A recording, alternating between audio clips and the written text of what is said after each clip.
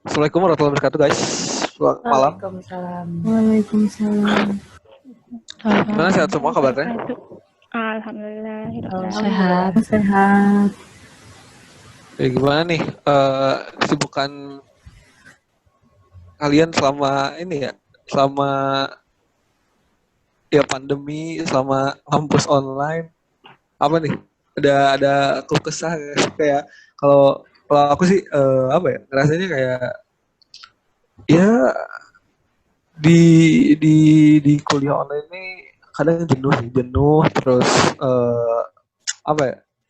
Dia banyak apa ya? Banyak sabar lah.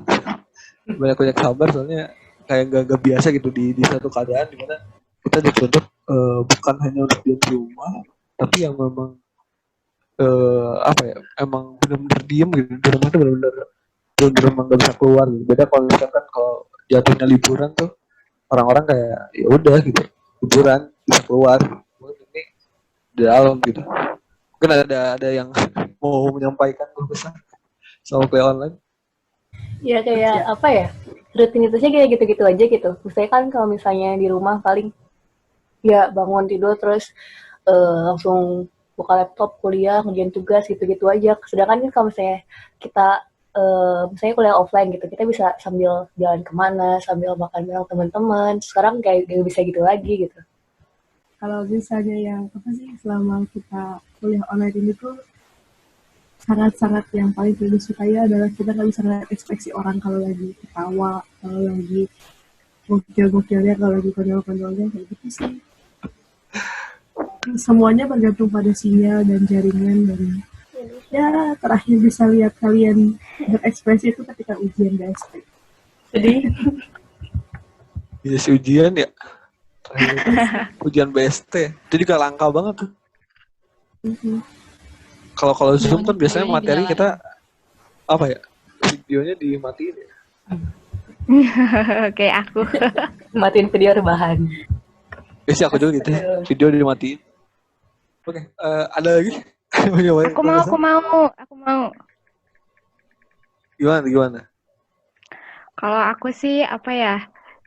Kalau pas awal-awal banget kuliah online tuh jujur seneng seneng banget, soalnya tuh kayak ya mungkin kan introvert juga dan emang kayak wah enak banget nih kayaknya di rumah terus gitu. Tapi lama-lama ternyata ada yang dirinduin dari offline gitu. Soalnya ketika offline atau ketika keluar gitu ya, bisa apa ya? Jadi ketika lagi malas belajar tuh ada suka dapat motivasi dari tempat-tempat nggak disangka, misalnya kayak ngelihat temen nugas aja atau enggak saya dengar cerita dosen secara langsung tuh itu bikin motivasi dan jadi lebih produktif sih.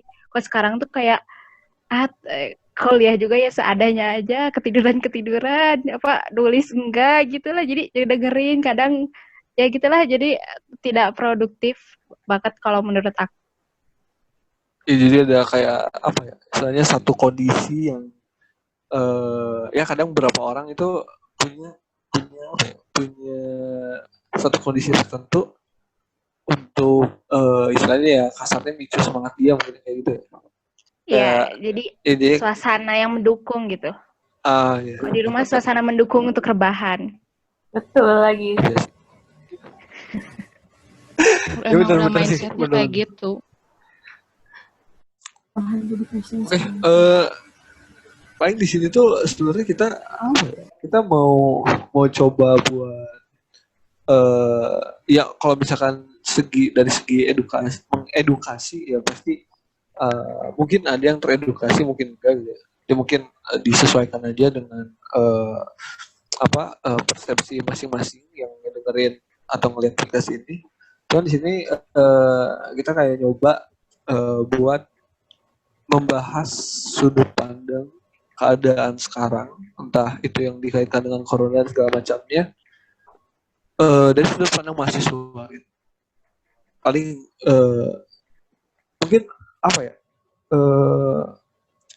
beberapa tadi kan udah dapat poinnya gitu, kejenuhan akan sekolah kuliah di rumah yang ya dari segala permasalahannya intinya ini ke apalagi kalau bukan COVID gitu. COVID-19 ketika COVID ini ada langsung statusnya dijadikan pandemi di suatu negara gitu ya, yang akhirnya muncul protokol yang didukung sama mungkin peraturan perundang-undangan dan segala macamnya. Tapi sebenarnya kenapa masyarakat ini masih gak mengikuti protokol secara penuh? Nah, menurut kalian Masih bandel. sebenarnya ngerti gak sih beberapa kali atau ada sudut pandang lain? Maksudnya ngerti gak sih akan tentang protokol untuk apa ya? Untuk keluar rumah seperti apa? Untuk mencegah penyebaran corona itu seperti apa? Atau mungkin ada sudut pandang lain menurut kalian kenapa bisa masyarakat ini enggak taat gitu? Bener kan udah tahu gitu kan cara pencegahannya seperti apa gitu. Atau perlu kita perjelas cara pencegahan seperti apa atau gimana? Mungkin ada sudut pandang lain. Mungkin kalau menurut aku ya, masyarakat kenapa apa ya, maksudnya ya mungkin ada beberapa hal dengan tipe masyarakat yang berbeda ya, karena mereka saja yang pertama memang kurang banget kayak sosialisasi tentang pentingnya apa ya, melakukan pencegahan terhadap COVID ini gitu ya. Terus bisa juga memang mereka tuh menganggap bahwa ya saya sudah melakukan sebagaimana apa yang saya lakukan dan mungkin aja nggak akan terpapar gitu. Jadi kayak semacam ya saya udah melakukan protokol versi saya sendiri gitu. Jadi kalau misalnya antara bisa seperti itu atau tidak, itu bisa kembali lagi ke diri mereka masing-masing sih kayak gitu. Iya sih. Kalau sih menurut aku edukasi tuh kayak udah cukup banyak nggak sih? Misalnya kalau saya di TV kita tiap hari lah nggak mungkin nggak ada sehari nggak bahas COVID gitu. Pasti semua orang nonton TV juga. Dan kalau misalnya kata aku edukasi sih nggak kurang, cuma udah banyak gitu. Iya nggak sih? Iya bisa. Bisa jadi. Paling karena ini apa sih warga-warganya tuh kayak lebih mementingkan ini loh perut, bahasa kasarnya, Nah iya benar. dibanding Ya, dari benar. daripada ya sama akhir-akhir kan sama-sama kehilangan nyawa gitu. Cuman kalau misal mati apa sih? Aku tuh pernah nonton gitu di TV, ada kejadian di Afrika, mereka tuh demo karena mereka tuh kelaparan. Maksudnya sama disuruh diem gitu di rumah, tapi nggak dikasih bantuan apa-apa gitu ya, sama aja. Oke. Artinya keuntungan rugi gitu nggak sih? Jadi ada apa ya? Kayak semacam situasi yang memaksa gitu. Nah iya benar. Aku garis bawahi yang Ebet di masalah tadi kan pangan kan. Tapi memang dalam keadaan seperti ini dengan ya mempengaruhi tentunya beberapa sektor, berbagai sektor dan mungkin yang sudut pandang aku ya ketika masyarakat keluar ini ya mungkin ya tadi gitu untuk mencukupi kebutuhan pangan mereka gitu. Cuman kenapa gitu ketika mereka seperti itu kadang juga aku anehnya tuh melihat di berita ya ada yang memang gak mengikuti prosedur APD gitu. Kenapa tambahan orang yang kena ini kayak nggak pernah turun ya? Maksudnya setidaknya ada lah pasti kan rate di mana penurunan dari persentase keseluruhan yang kena COVID itu cuman ini naiknya tuh 200, 500. Gimana nih menurut kalian apa nih sebenarnya kaitannya mungkin dari masalah lain, sudut pandang lain, termasuk mungkin salah satu dari pangan, yang padahal mungkin beberapa dari mereka pakai APD atau emang nggak pakai APD atau gimana? Jadi kenapa ini naik terus gitu? Padahal kan sebenarnya kalau yang mungkin sudut pandang aku masih sempit ya. Cuman ada fase-fase di mana memang sebelum Lebaran apalagi itu benar-benar kosong gak sih? Benar-benar kosong gitu maksudnya jalan raya kayak gitu. Cuman dari mana ada penyebaran? Ya. Penyebaran itu dari mana gitu? Iya, memang sih, iya sih memang sebenarnya pas sebelum puasa tuh memang banyak kan ya, maksudnya jalan raya kosong.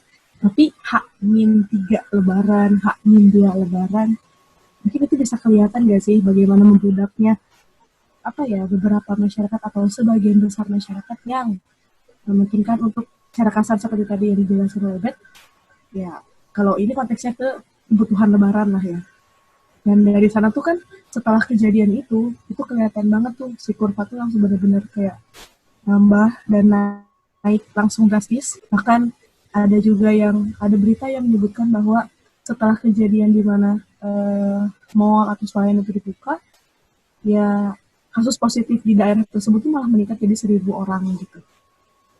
Itu sangat-sangat disayangkan sih, karena ya balik lagi seperti tadi, menurut aku benar kata Cia juga, edukasi emang udah banyak, tapi kan balik lagi ke diri mereka sendiri. Ada yang memang peduli terhadap edukasi tersebut, namun ada juga yang memang berusaha untuk tidak peduli atau bahkan ya mengabaikan edukasi tersebut atau berita-berita tersebut tentang COVID-19 ini.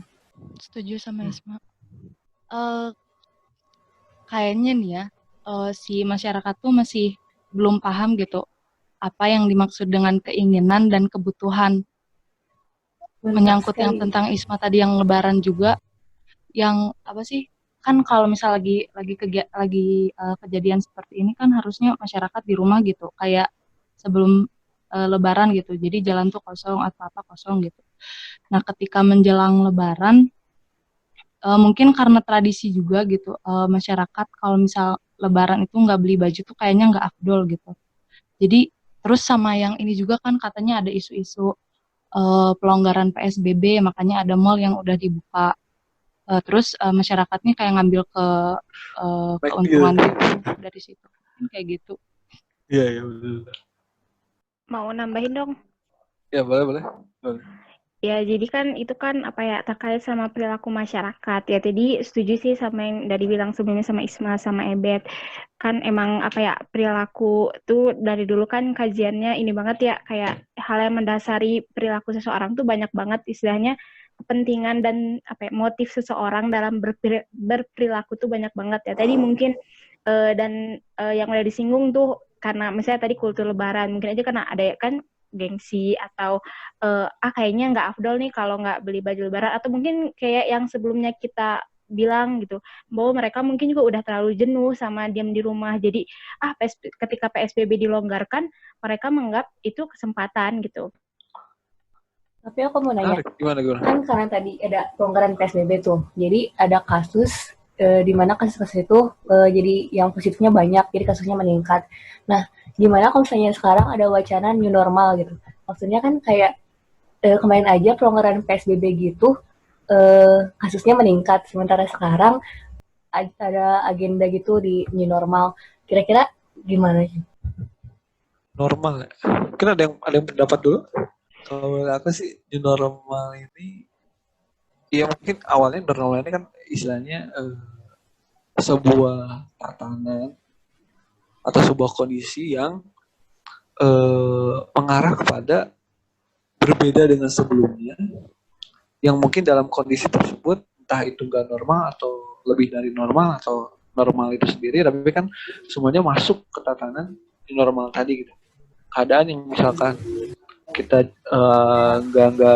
misalnya udah sekolah di tempatnya gitu jadi online, masuk di normal.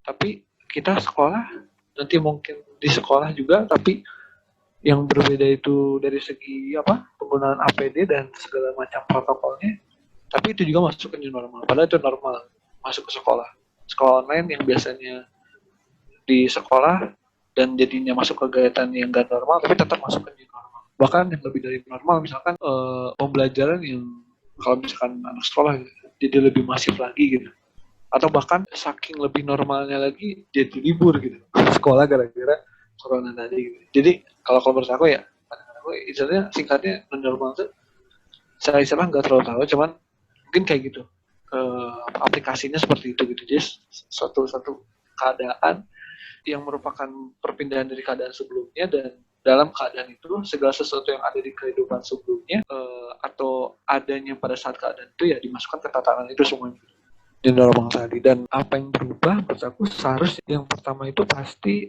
pola pikir Dan pola pikir ini juga kadang dipengaruhi oleh adanya kebijakan tertentu di suatu daerah tertentu tersebut gitu, yang bisa jadi menggiring kita ini new normal mau dibawa kemana gitu. Kalau menurut aku gitu sih. Mungkin ada yang pendapat lain. Iya sih, tapi apa ya, aku tuh kayak srek gitu baca sama tulisan siapa ya, aku lupa. Kayaknya ini tuh lebih pas gitu disebutnya sama fase transisi, bukan fase new normal gitu. Kenapa? Soalnya kan normalnya yang biasa kita lakuin itu kan bukan new normal yang bakal kita lakuin nanti. Jadi enaknya tuh nyebut kayak fase transisi gitu. Misalnya nanti transisi gimana caranya nyimbangin keadaan sekarang biar nanti ketika normal kembali kayak semula ya kita bisa menyesuaikan gitu. Tapi emang cuma perihal tentang istilah doang sih. Intinya setuju sama Cemit. Mungkin kata lainnya kali ya, ini yang dibilang sama Kang Emil, bilangnya tuh adaptasi kebiasaan baru. Ada proses transisi kebiasaan baru. Tapi tidak menutup kemungkinan kalau ya tadi kalau menurut aku ya, di beberapa bacaan, ya beberapa sektor masih melakukan kebiasaan yang mungkin sama. Ya, mungkin tapi sama. kan ditambahkan dengan istilahnya protokol, ya. Ya, sama dengan protokol yang baru. Ya, new normal ini gimana ya? New normal ini masih bingung juga sih. Karena masih ada sedikit pendapat dengan kalau menurut aku ya. Ini tuh kayak itu kayak diambang gitu. Entah it's actually new normal atau hanya sebuah kepasrahan dari suatu kelompok tertentu di suatu daerah tertentu yang namanya negara ini yang apa ya, yang ya udahlah gitu, ya udah kita bergerak maju aja lah gitu. Yang mungkin kalau aku baca di beberapa sumber salah satu faktornya adalah untuk adanya tadi ya stimulus ekonomi bagi negara itu sendiri. Tapi dari segi kebijakannya aneh itu kalau menurut aku. Kalau new normal ini benar-benar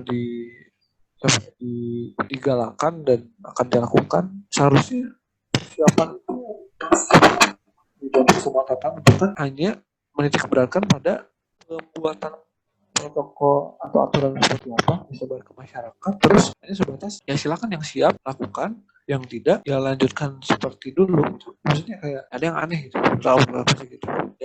Iya, benar sih. Tadi ya berangkat ya dari sumber-sumber yang aku baca juga, new normal ini kan berangkat dari ya mungkin ketika pemerintah atau ya siapapun itulah melihat bahwa ketika PSBB justru terjadi kemunduran ekonomi sehingga malah menyebabkan orang-orang akhirnya keluar lagi kan, jadi kayak sama aja gitu. Lalu juga ini sih pas aku baca tuh tadi ya new normal itu untuk mencoba menggerakkan kembali ekonomi juga, selain ekonomi juga sektor sosial budaya, karena istilahnya tadi yang mungkin sempat disinggung sama Ebet juga, istilahnya kalau ada orang yang nyeletuk gitu, mungkin kita nggak mati gara-gara corona tapi kita mati gara-gara kelaparan gitu. Nah, berangkat dari sana.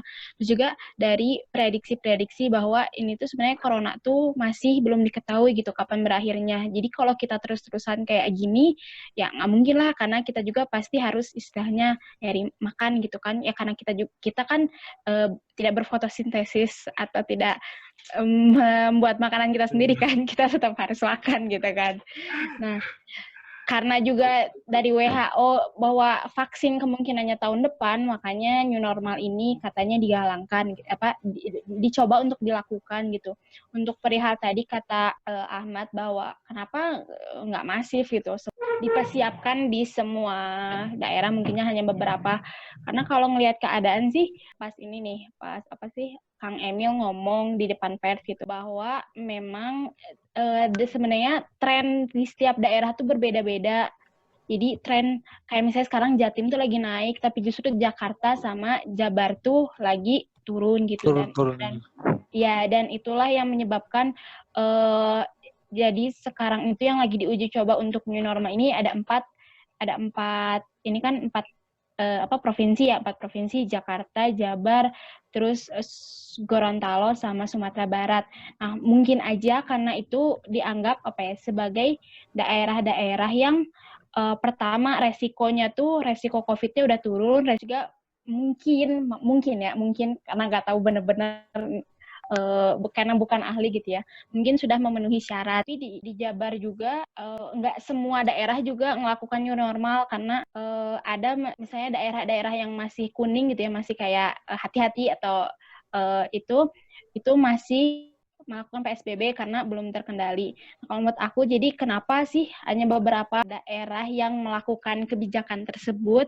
Karena tadi tren tiap daerah tuh berbeda-beda dan mungkin ini pemerintah tuh menganggap ya udah daerah-daerah yang istilahnya sekarang sudah lebih terkendali, kenapa nggak mulai ngelakuin ekonomi sehingga at least bisa lebih tertanggulangi gitu untuk masalah ekonomi. Jadi nggak semua daerah bak mati gitu. Jadi yang udah mampu ya silakan mulai menghitungkan ekonomi, tapi tetap sesuai dengan protokol kesehatan gitu. Menurut aku sih kayak gitu. Mungkin yang lain ada pendapat lain. Mungkin ada pendapat lain nggak? Biasanya tentang new normal.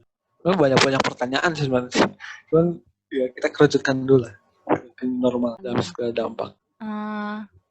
Kalian pernah dengar nggak sih katanya kalau misalnya new normal itu sengaja dibikin supaya memerangi COVID-nya itu dengan imunitas kita gitu. Jadi emang herd sengaja immunity. ada. Ya itu tuh new normal bukan sih? Atau beda lagi ya? Kalau new normal ini diberlakukan dalam skala besar mungkin ya, itu menurut aku ya. Mungkin itu yang menurut Eda tadi dampaknya tuh yang herd immunity itu. Ya enggak sih? Paling mau berpendapat sih kalau boleh ya. Gimana?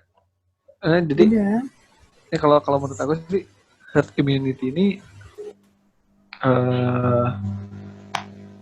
ya secara gamblang ya, bukan secara istilah dari kata herdnya itu sendiri. Cuman kalau secara kasarnya itu bagaimana menangani suatu gejala luar biasa.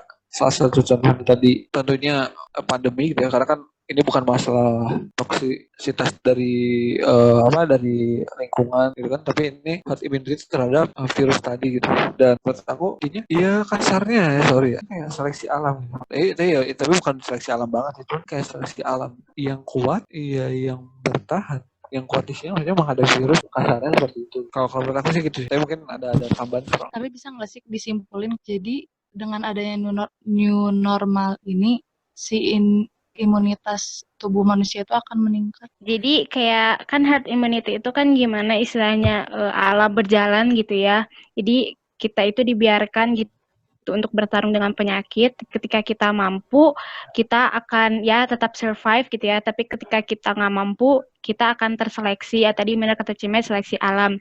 Jadi nanti ketika orang-orang istilahnya yang nggak mampu itu terseleksi, otomatis orang-orang yang unggul ini kan yang tetap hidup gitu. Dan ya kalau secara biologi atau evolusi menghasilkan keturunan gitu ya. Dan nanti akhirnya corona ini kan jadi istilahnya imunitas kita kebal gitu kan. Gitu nggak sih? Yang aku nangkep sih gitu.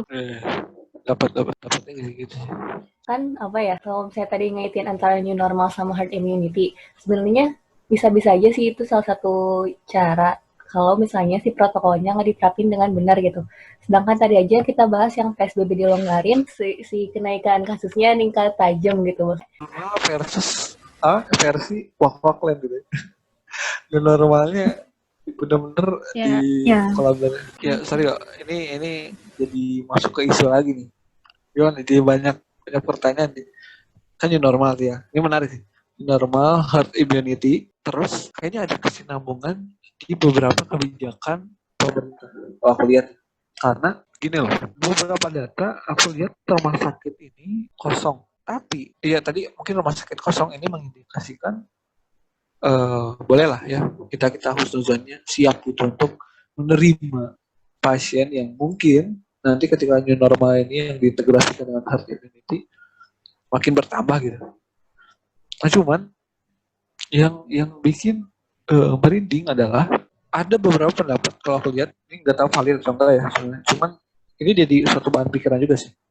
Ada beberapa pendapat yang ngatain kalau misalkan memang ujung-ujungnya ini tuh ke bisnis dan rumah sakit adalah salah satu wadah dengan pemerintah yang masih eh, me- meyakinkan bahwa herd immunity harus dilakukan. Ini bahaya. Bahayanya kenapa?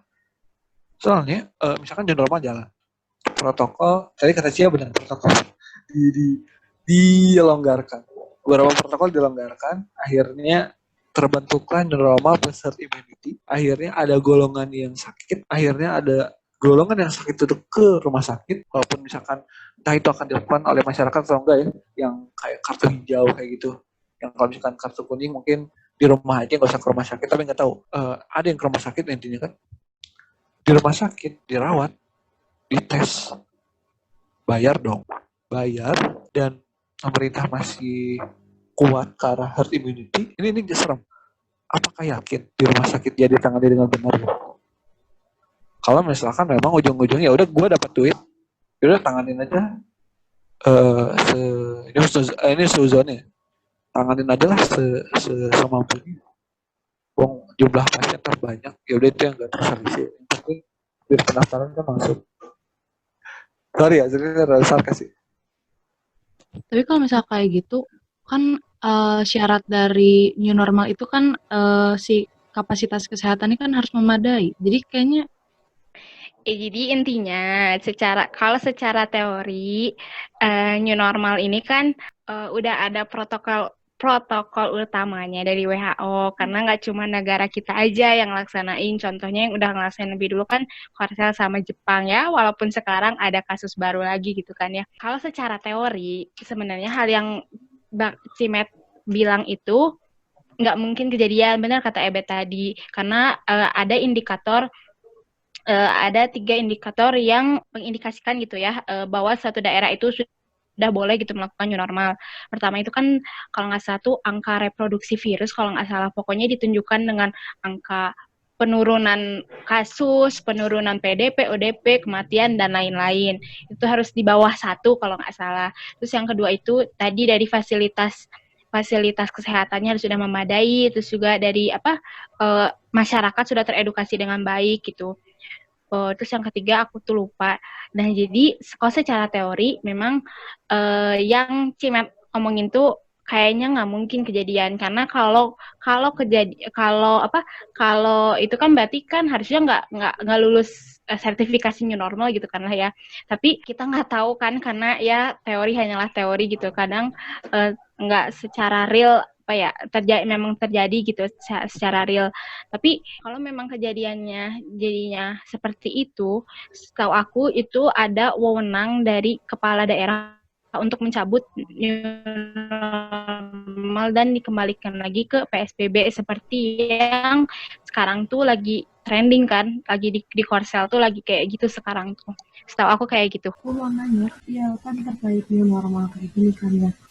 Sempat kepikiran nggak sih ketika misalnya suatu kehidupan atau tatanan kehidupan itu sudah dimulai kembali, meskipun memang secara tidak langsung pemerintah memperbolehkan gitu ya, dan ada beberapa syarat juga new normal ini diberlakukan, tapi pasti nggak sih bakal ada aja yang ngeyel, atau beberapa orang atau beberapa masyarakat yang ngeyel menganggap bahwa new normal ini ya normal seperti biasa ya gitu. Nah kalau kayak gitu tuh kayak gimana dong? Harus kayak gimana gitu untuk menanggapi atau menyikapi lah beberapa orang yang mungkin tanda kutipnya salah persepsi gitu terkait new normal yang dimaksud oleh pemerintah dan pemahaman dia terkait new normal itu sendiri. Kayaknya ini sih harus ada kesamaan pemahaman antara new normal yang dimaksud sama pemerintah sama yang dimaksud sama masyarakat. Jadi ada kesepahaman gitu antara masyarakat sama pemerintah. Ya jadi emang tujuannya biar kepenuhin gitu nggak sih, dari edukasi sih kalau kata aku. Dan juga kebijakan menurut aku.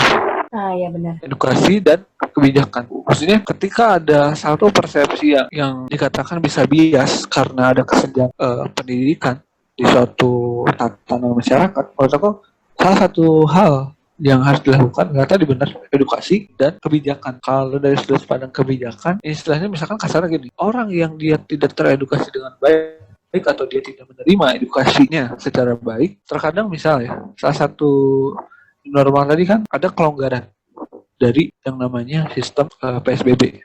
Ruang gerak itu jadi lebih luas. Kalau misalkan dia tidak teredukasi dengan baik, ya pasti dia akan melakukan sesuatu dengan tadi yang kata Iswan gitu, senormal mungkin. Seperti ya udah bebas dari cuman kalau misalkan ada kebijakan yang baik dari mulai tadi ada peraturan-peraturan tertentu yang merupakan representasi dari new normal yang baik itu seperti apa. Tentunya kadang masyarakat pasti jadi kepaksa buat ikutin itu, dan ketika kepaksa buat ikutin itu, yang itu tadi itu adalah new normal. Kayak misalkan dia melakukan sesuatu tapi ternyata ada peraturan yang misalkan, oh, you nggak boleh gitu, non normal itu bukan kayak gini. Misalkan ada peraturan berkendara juga tetap harus pakai protokol, misalkan kayak gitu. Yang dia mungkin anggap awalnya karena new normal bebas, ya udah dia biasa aja gitu, naik motor atau naik angkot berdasar-desakan boleh. Tapi kan dengan kebijakan yang tepat kayaknya secara tidak langsung mereka memang nggak mengerti, tetap nggak mengerti dan mungkin nggak mau tahu. Cuman mereka akhirnya ya dipaksa untuk menuju ke arah itu. Mungkin menurut aku gitu.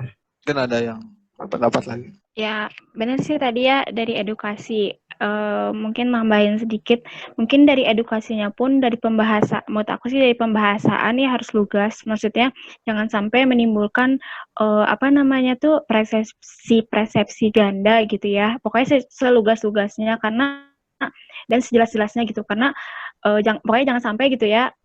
Ada persepsi lain lah gitu di masyarakat kan karena suka gitu ya. Terus juga edukasinya pun sosialisasi di daerah-daerah pun harus masif, tapi jangan lupa juga berbagai media karena kan setiap orang kan media yang dikonsumsinya juga nggak sama ya.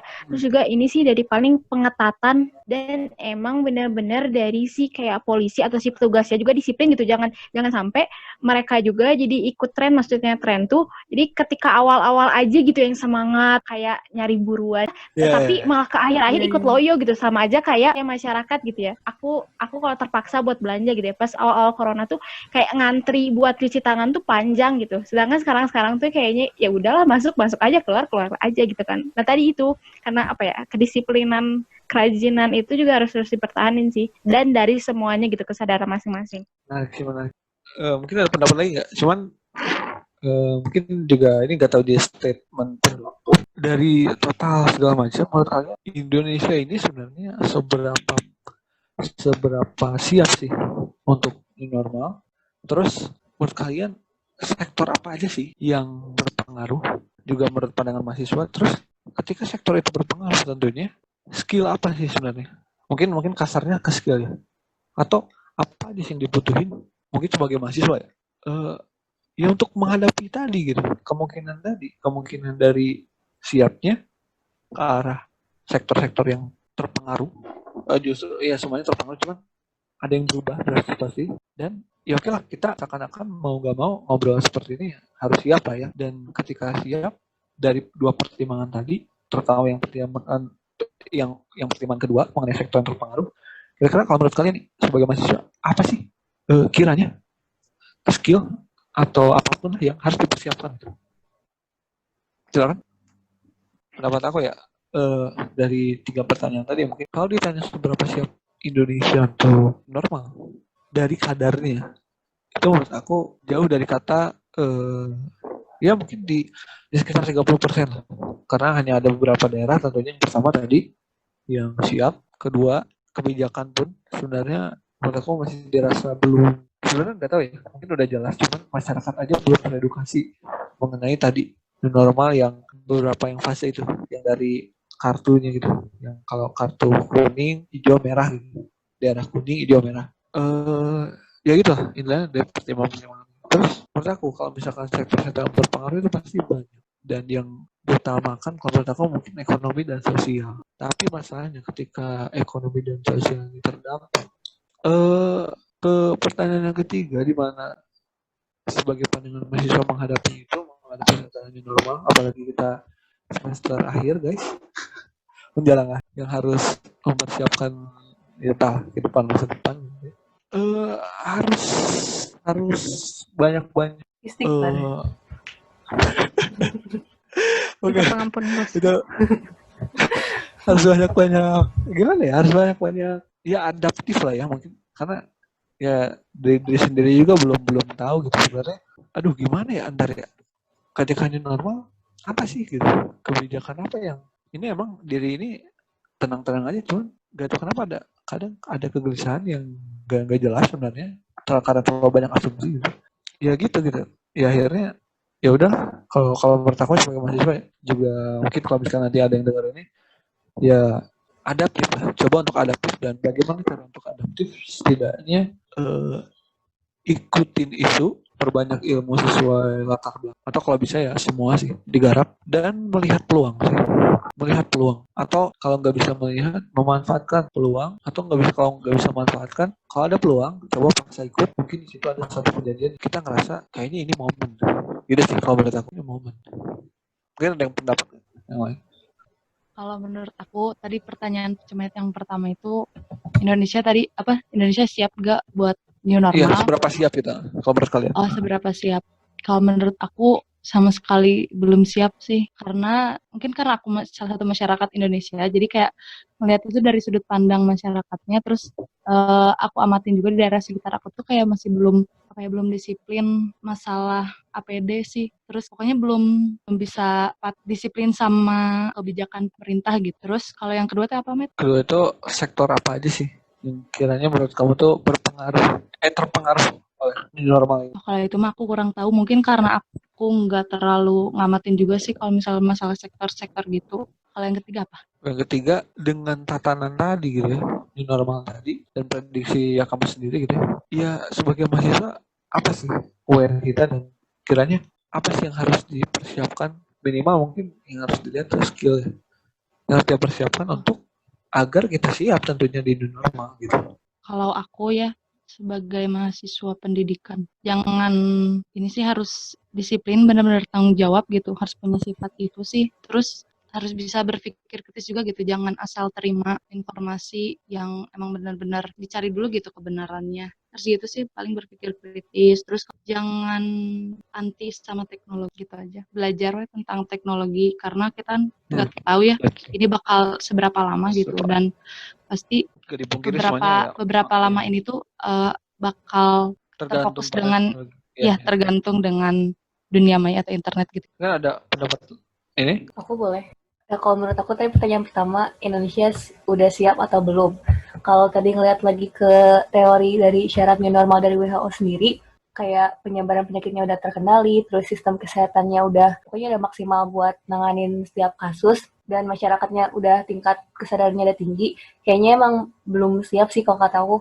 Dari yang tadi aja faktor-faktor yang aku sebutin, misalnya kayak sistem kesehatan kayak gitu-gitu, emang masih kurang kan ya. Pemerintah emang belum mampu buat ngadain tes massal kayak gitu-gitu buat si COVID-nya sendiri. Jadi kalau misalnya menurut aku belum siap. Terus kalau ditanya tentang sektor apa aja yang pengaruh, ya karena tadi kita juga udah bahas ya, kayak faktor utama alasan kita ngagendain ada new normal itu karena faktor ekonomi. Ya pasti yang paling berdampak juga faktor ekonomi. Ya karena faktor ekonomi itu emang dari cara di kehidupan manusia gitu. Tadi juga nyambung sama pernyataannya Ebet, awalnya tuh manusia butuh kan baru dia bisa melakukan hal lain gitu.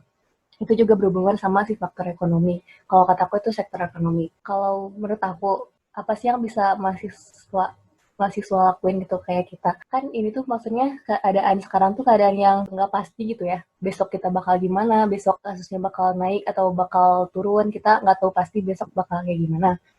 Pasti kalau misalnya dari aku sih, kita harus menstabilkan diri sih. Awalnya dari diri sendiri dulu. Misalnya kayak kita harus mencoba stabil secara emosional ataupun secara fisik di tengah ketidakpastian ini gitu. Jadi setelah kita bisa mengontrol diri di tengah jadi diri kita stabil, mungkin kita bisa bergerak buat bertindak dengan hal nyata yang emang yang sesuai dengan keadaan sekarang gitu. Kalau kataku sih gitu sih. Setuju. Ada lagi yang berpendapat? Mau Isma dulu, aku dulu, Mak. Oke, Sondol. Yaudah aku ya. Yang pertama, Indonesia tuh siap atau belum menyongsong new normal gitu ya. Seperti yang tadi dijelaskan oleh Sancia juga, dan juga yang Sadif sebelumnya juga, sama Agis juga sebenarnya. Itu benar-benar kalau menurut aku belum siap sih. Karena syaratnya untuk new normal itu kan cukup belum terselesaikan di Indonesia tuh. Menurut aku ya. Yang tadi dari segi apa sih tenaga kesehatannya, terus juga yang lainnya lah. Terus kalau udah pertanyaan kedua, sektor apa yang kamu tahu? Setelah kelihatan lama ini, benar banget tadi sektor ekonomi yang pertama. Tapi aku nambahin, tergantung sih dampak apa dulu gitu. dampaknya bisa kalau misalnya berdampak positif bisa sih ekonomi banget itu. Tapi kalau misalnya negatif, menurut aku tambahannya kesehatan. Karena kita nggak pernah tahu gimana nanti efek dari new normal ini. Ya seperti yang aku penganut orang yang mungkin ya maksudnya dengan kebijakan new normal ini pasti dianggapnya ada aja yang menganggap bahwa ini tuh normal sebenarnya normal-normalnya gitu. Jadi pasti kalau dampaknya negatif karena adanya yang menganggap bahwa ini normal normalnya kesehatan. Terus kalau peran dari kita sebagai mahasiswa nih, ngapain atau harus seperti apa secara kita sebagai mahasiswa pendidikan atau khususnya aku gitu ya, edukasinya jangan bosan-bosan itu udah pasti. Selain itu, ya meluruskan konsep-konsep yang tidak seharusnya ada di masyarakat. Sama sih ya, juga edukasi gitu. Sebenarnya paling ya kita ngasih contoh ke mereka lah ya, maksudnya ngasih contoh bahwa kita tuh juga ikutan gitu, ikutan untuk apa ya, ya ikutan dalam menaati peraturan, ngasih contoh lah, karena orang Indonesia itu sukanya ngasih contoh itu sih. Peran nyata banget. Peran nyata banget, keren. Gimana guys? Oke, ya. Pertama kan tadi apakah udah Indonesia sudah sesuai apa belum dan bisa nggak menerapkan new normal? Kalau menurut aku dan aku sependapat sama kalian semua bahwa itu kalau buat aku memang nggak siap gitu ya. Meskipun kayak yang kalian dari kemarin tuh berita kayak udah jujur ya menurut aku pejabat tuh kayak nyakinin kita gitu ya masyarakat bahwa kita tuh bisa, kita tuh udah memenuhi syarat, tapi kalau ngelihat secara real kalau menurut aku sama sekali enggak.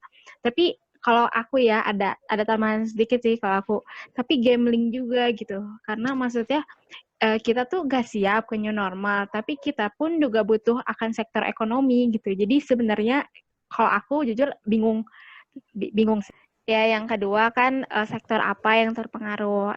Ya sependapat pasti ekonomi ya, meskipun nggak bakal semasif sebelum adanya COVID gitu ya, tapi at least kalau memang new normal diberlakukan, at least yang nggak stuck banget kayak pas pandemi gitu, stuck banget kayak pas PSBB kan, pasti naik meskipun nggak naik-naik banget. Cuman tadi memang dari faktor kesehatan masih 50-50, masih gambling gitu ya, apakah benar nih tetap turun gitu ya. Jadi nggak cuman kalau misalnya tadi ceritanya sudah memenuhi syarat, ternyata ada penurunan. Apakah benar gitu setelah dilakukan pelonggaran PSBB atau new normal ini tetap stagnan turun atau tetap gitu ya stagnan atau malah naik? Nah itu. Lalu yang ketiga, apa peran sama skill mahasiswa gitu ya. Kalau peran buat aku peran mahasiswa itu pertama skill mahasiswa itu tadi benar banget, kita tuh harus lebih adaptif. Istilahnya kan kita kaum muda ya yang kita tuh masih dikasih kemampuan yang lebih banyak daripada orang-orang lah gitu ya. Kita masih di usia produktif dan masih wah banget lah tubuhnya gitu ya. Ya kalau bisa gitu kita serap ilmu sebanyak-banyaknya. Kalau bisa ya serap ilmu sebanyak-banyaknya, belajar yang banyak gitu ya untuk lebih adaptif lagi di keadaan yang kayak gini, karena kita nggak tahu gitu ya, mungkin ini tuh awal dari suatu perubahan yang baru gitu ya. Kita juga nggak bisa ngejamin bahwa setelah pandemi itu akan kembali seperti semula. Terus peran dari mahasiswa mungkin nambahin ya, selain dari yang tadi udah dibilang sama teman-teman yang lain, mungkin kita bisa sebagai pembuat karya gitu ya. Karena setahu aku gitu ya, terus kadang ngelihat ke sejarah-sejarah gitu ya, terkadang suatu keadaan yang memaksa kita tuh bakal membuat kita tuh bikin suatu karya yang besar gitu. Kalau misalnya contohnya sih tadi sobat kepikiran aja, mungkin Thomas Alva Edison ya yang nemuin lampu.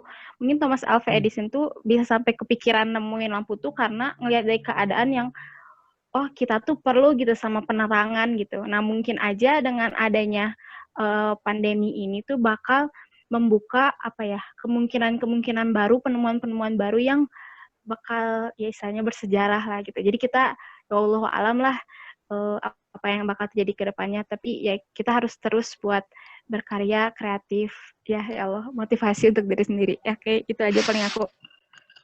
Oke, mantap sih, mantap. eh Dapat sih ilmunya, walaupun ya banyak pertanyaan banget. Ini nggak apa kalau ditutup. Oke. Ya jadi Nggak apa. ini sebenarnya ditutup ini dalam artian ya kita bakal diskusi lagi karena menurut aku masih banyak pertanyaan gitu, dan nanti mungkin kita rancang lagi bagaimana topik yang akan dibahasnya. Kalau dari aku sih makasih banyak gitu ya ke teman-teman, dapat banget ilmunya dari sharingnya, terus berbagai sudut pandang yang akhirnya jadi kalau buat aku ya banyak mau sendiri, banyak sikap yang harus diperbaiki juga, jadi introspeksi diri, benar tadi.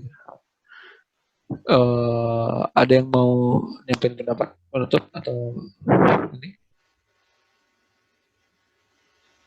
Nggak ada. Udah. Kalau Cukup. nggak ada, makasih banget buat teman-teman. Semoga jaga kesehatannya. Jangan lupa untuk jadi terus mahasiswa yang insya Allah produktif, karena orang juga belum produktif. Aku juga belum produktif. Tapi coba kita di keadaan gini, benar tadi ada keadaan yang memaksa untuk akhirnya bahkan orang rebahan seperti aku aja gitu ya, merasa jenuh gitu terhadap rebahan. Suatu Aku udah selesai prestasi. Suatu prestasi. Ya jadi kesadaran diri. iya. Jadi disitulah mungkin akhirnya tergerak untuk sedikitnya ingin mengubah sesuatu, karena keadaan yang ketika COVID ini kadang ya tadi gitu ya, harus mulai peduli melihat